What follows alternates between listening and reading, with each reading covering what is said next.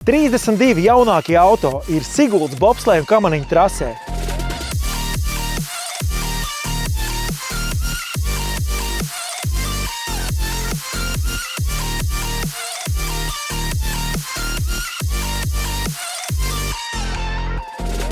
Latvijas gada auto ir jauna automobiļu konkurss, kurš aizsākās 1998. gadā, kad pirmo reizi tika pasludināts Latvijas gada auto 1997, un tās bija Audi A6. Šogad mums ir otrs lielākais dalībnieku skaits konkursu vēsturē. Mums ir 32 automobīļi. No maziem, kompaktiem, ekonomiskiem līdz dārgiem premium auto. No iekšzemes dzinējiem līdz elektroauto. Un līdz ar to tāpēc arī mēs sadalām šos te automobīļus kategorijās. Mums ir 11 nominācijas. Galvenais tituls Latvijas gada auto 2025 pretendē tikai jaunie modeļi. Sīvākā konkurence šogad būs nominācijā pilsētas apvidas auto, jo mums ir tādi dižpārdokļi kā Škoda Kodiaqs, Volkswagen Tiguan, Hyundai Santa Fe, Honda CR-V, Toyota CHR, Peugeot 3008, Cupra Formentor un citi auto, kas grib pabīdīt šos te milžus nost. Mums ļoti patīk, kad ir pirmizrāde, un Latvijā vakar ieradās, un pirmo reizi mūsu testā un šeit Siguldas bobsleja un kamaniņu trasē mēs varam parādīt elektroauto Citroen EC3. Tas ir mazais kompaktais elektroauto, kura cena būšot ap 24 000 eiro.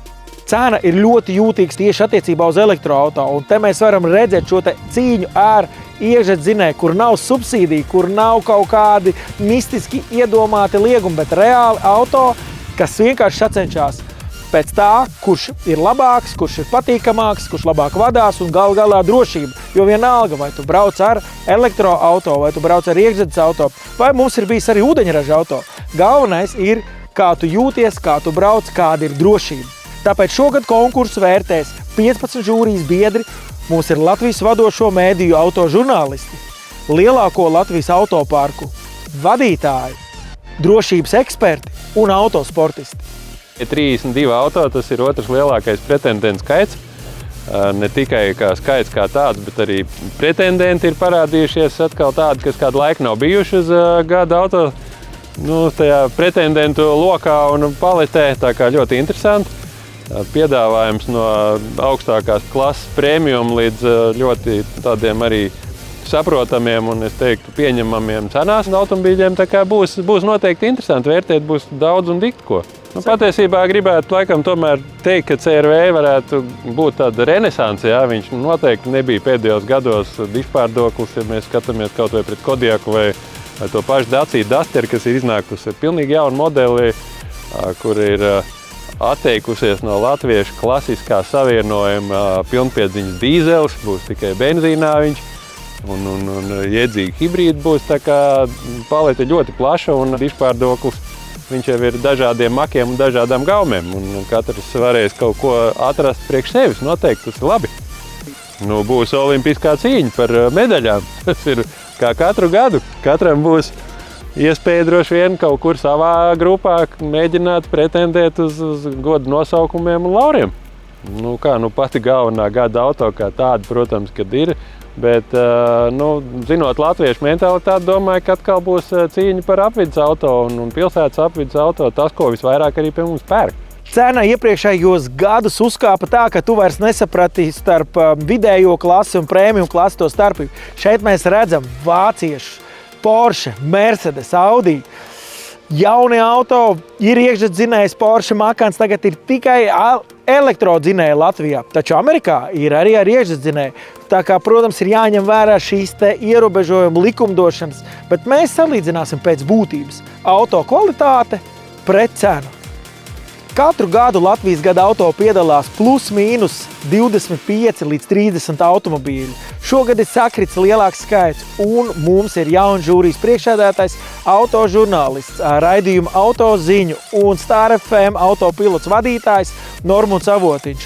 Protams, katrs žūrijas biedrs dod savu akcentiņu, uz kuru pusi iet, bet redzēsim, kas tad šogad uzvarēs žūrijas balsojumā un cik ļoti šis balsojums atšķirsies no tautas balsojuma.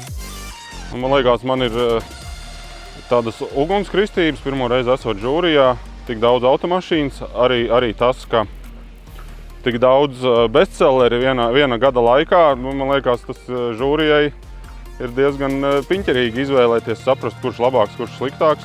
Tāpat arī mēs tai pretendentu lokā, manuprāt, redzam pilnu spektru mašīnām, ko ik viens Latvijā varētu vēlēties. No lēta, no maza līdz mežonīgi dārgam vai mežonīgi lielam, ar kravas kasti, ar skapīti, bulku vāģi, piemēram. Tā kā, man liekas, tas spektrs ļoti labi noklāja visas latviešu vajadzības. Vienmēr jau ir interesanti doties tai bezceļu, 4x4 testa braucienos, saprast, kā kura mašīna uzvedās, bet šobrīd jau 4x4 diezgan tāds, varētu teikt, nišas produkts. Protams, populārākais ir pilsētas apvidus auto, kur nevienmēr tā pilnpiedziņa ir nepieciešama. Arī interesē ģimenes auto, jo tādi praktiski un ietilpīgi automobīļi tomēr, lai kā ražotājs censtos, bet nevienmēr tā sanāk. Tad saprast, kurš no tiem ir tāds praktiskāks un ģimenei piemērotāks, tas arī vienmēr ir interesanti. Man uzdevums sākt vērtēt 32 automobīļus, kas tomēr ir ļoti daudz. Man liekas, uzreiz nāk tādā atbildība klāt tos automobīļus padziļinātāk un vairāk izvērtēt un salīdzināt tos savā starpā. Un 3 dienu laikā tas būs tāds intensīvs darbs. Arī domāju, ka žūrija savā starpā būs kaut kādi kopēji viedokļi, būs arī kādi strīdi, bet to strīdu rezultātā tad arī sapratīsim, kurš ir labāks, kurš ir sliktāks, kurš dabūs uzvaru nominācijā un tā. Milžu cīņa, Dacia Duster, kurš tomēr cenā spēja noturēties arī krīzes laikā. Un šī gada pārsteigums autotirdzniecībā 32 000 eiro par jauno Tiguan. Kā ietekmē cenu starpību pret to, ko tu saņem? To visu mēs varēsim lasīt gadaauto.lv. Nāc uz fórumu un lasi individuālās žūrija biedru atsauksmes. 15 žūrijas biedri balsos par Latvijas gada auto 2025, bet arī tev ir iespēja nobalsot internetā gadaauto.lv un Tirdzniecības centrā Mols klātienē foto izstādē no 12. novembra līdz pat decembrim. Visi šie 32 automobīļi būs mūsu fotogrāfijas, varbūt tu redzēsi arī Siguldu fonā, un tu varēsi nobalsot par savu izvēli.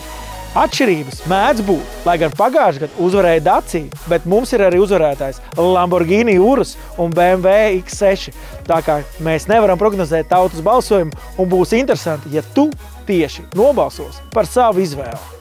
Latvijas gada auto konkursu mēs mēģinam arī popularizēt Latviju kā turisma un kā tādu informācijas avota valsti.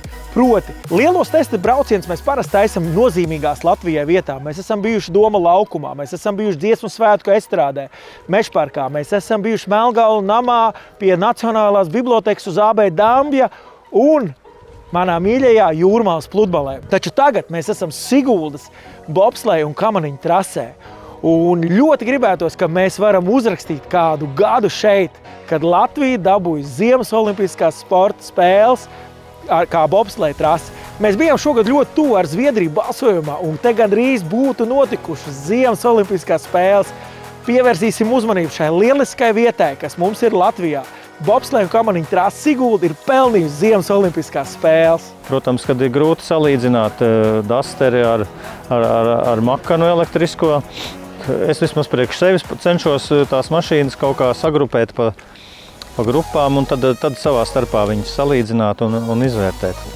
Mēs savā starpā apspriežamies ne tikai vakaros, bet arī visu dienu notiek savstarpēji aprunāšanās un apspriešanās un izvērtēšana un tādas lietas. Un vakaros tas jau notiek ar pirmajā vakarā. Dīleriem var uzdot visādas jautājumus un uzzināt visādas nianses.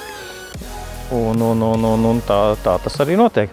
Žūrijas apaļais galds nozīmē to, ka visi žūrija sēž un apspriežās par aktuālajiem strīdīgajiem jautājumiem, jo bieži vien ir tagad jau ļoti daudz tādu modeļu, kad ir grūti pat saprast pirmajā brīdī, pie kuras klases viņš vispār ir pieskaitāms. Un tad to visu nonāk pie vienota slēdziena.